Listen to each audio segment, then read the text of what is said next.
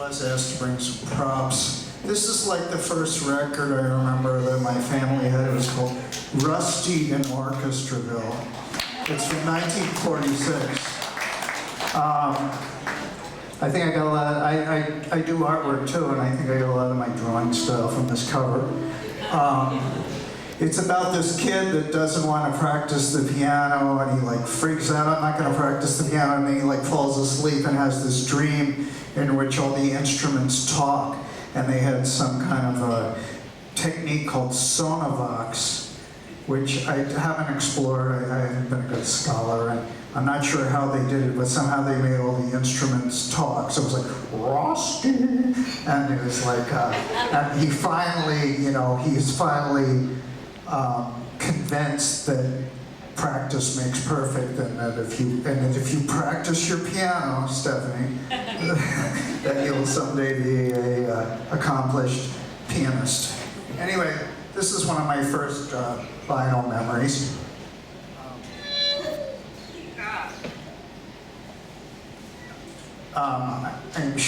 Anyway, and eventually, I played in this band called Honor Among Thieves, and eventually we did a vinyl record.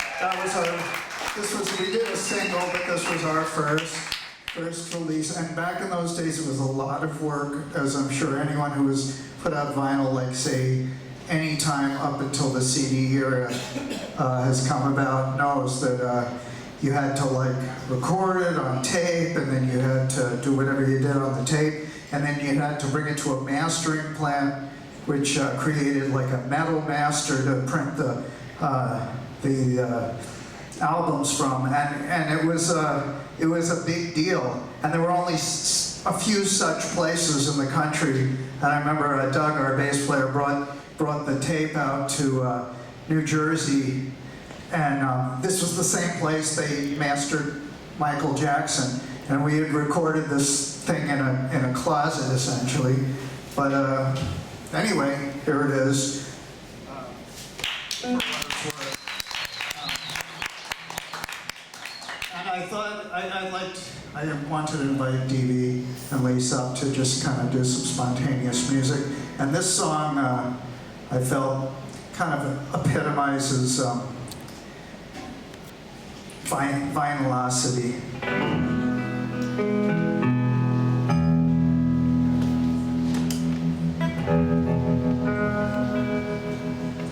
And Rockin' John, if you're still here, it goes out to you.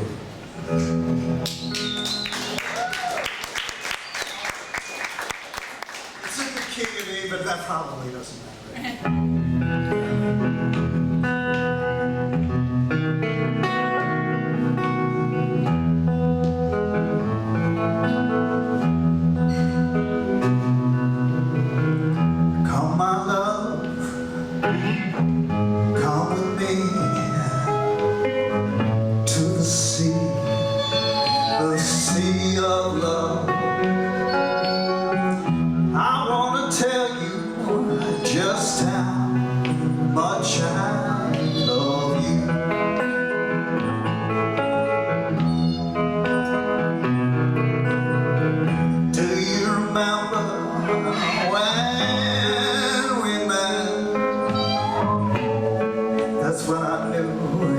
You'd always be my pet.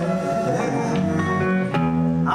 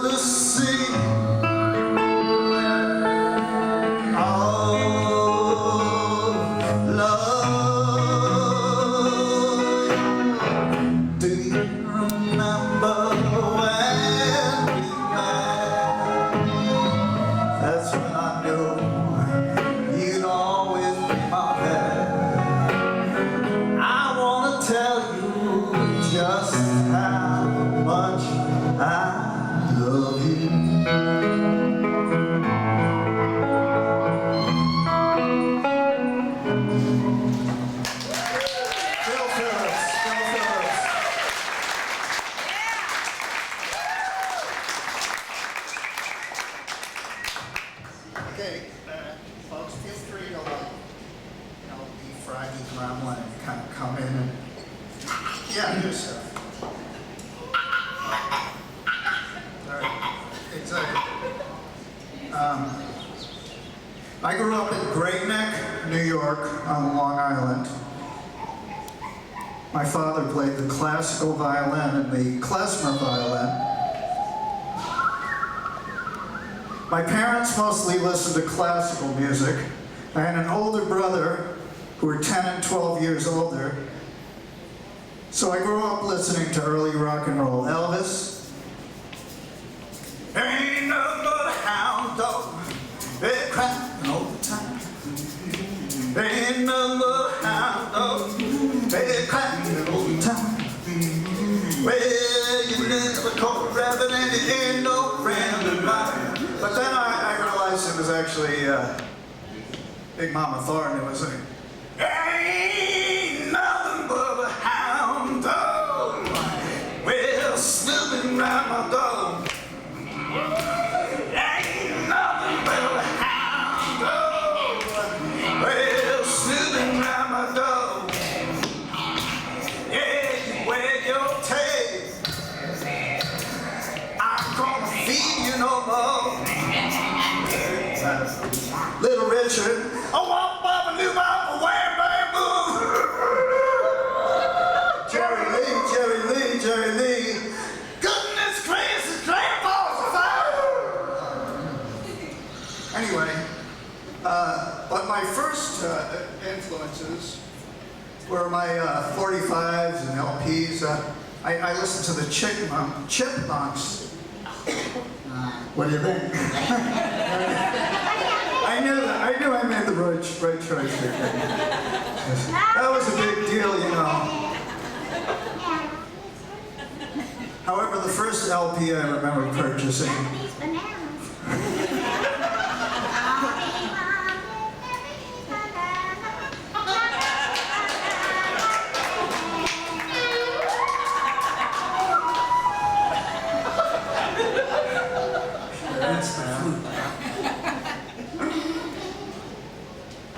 Anyway, the first LP I remember purchasing or having my mom purchase for me was a Ray Charles album entitled Yes Indeed. My brother was a big Ray Charles fan, and the song What I Say.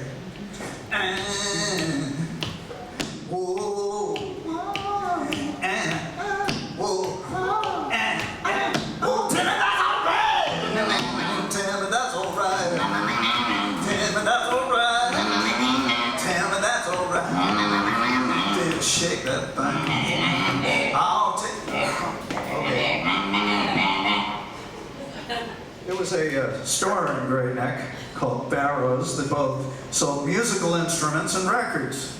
That's where we all got our early records. They gave guitar lessons at Barrow's. They sold instruments. My first guitar was a Hackstrom 3 electric guitar, a Fender type style of guitar that were made in Sweden.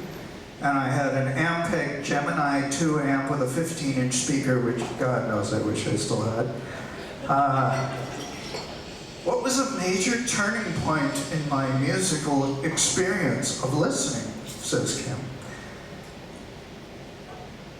Well, a big moment was the first time hearing Purple Haze. I was at a bar mitzvah and there was a garage band playing, and I remember thinking, wow, this is amazing.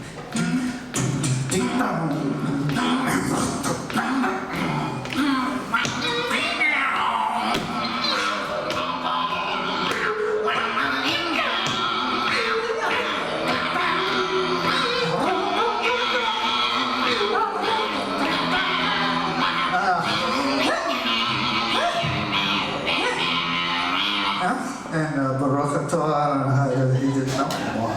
Anyway, 14 and 15 were very formative years for my musical interest. When I was about 15 in 1970, I got very into, now don't freak out, but it was the Grateful Dead. Biff Blumfunganya once said, you know, the fact that you loved the Grateful Dead has brought you down in my estimation. But what can I say? I absolutely adored them. Live Dead and Anthem of the Sun were amazingly influential. Anyway, I'd like to just finish talking about this with one little story. When I was very little, my family went to see Harry Belafonte at Carnegie Hall. He got the crowd singing Matilda. Matilda, Matilda, Matilda, she take me money and run Venezuela. Matilda, Matilda, Matilda, she take me money and run Venezuela. Anyway, this is a true story. When the song ended, I was still singing in my little 4-year-old voice. Harry Belafonte said to the audience, "What's that? Is there a child out there singing? Come on up on stage with me." I got so freaked out that I hid under the chair, and my brother and sister have never let me forget that incident. And it's pretty much been the story of my feelings towards public performance, but it's rough, right? It's rough. So let's finish up with a song.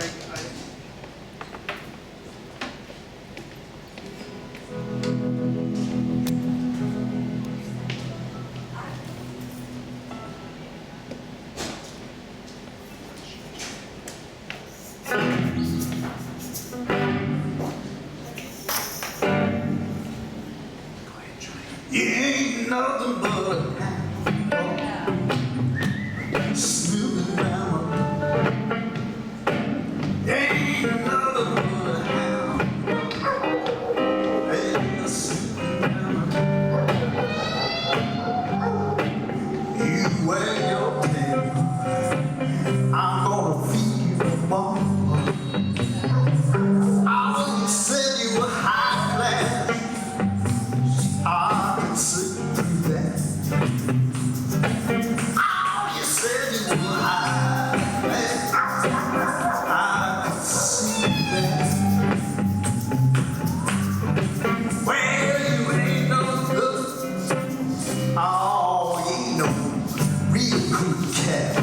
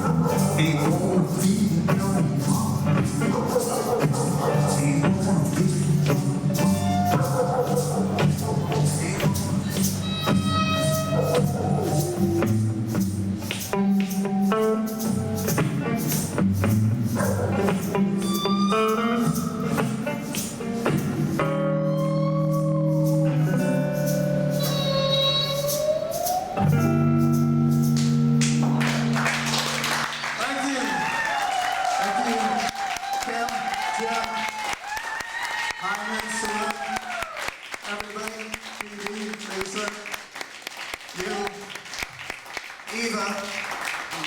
Eva always. Thank you.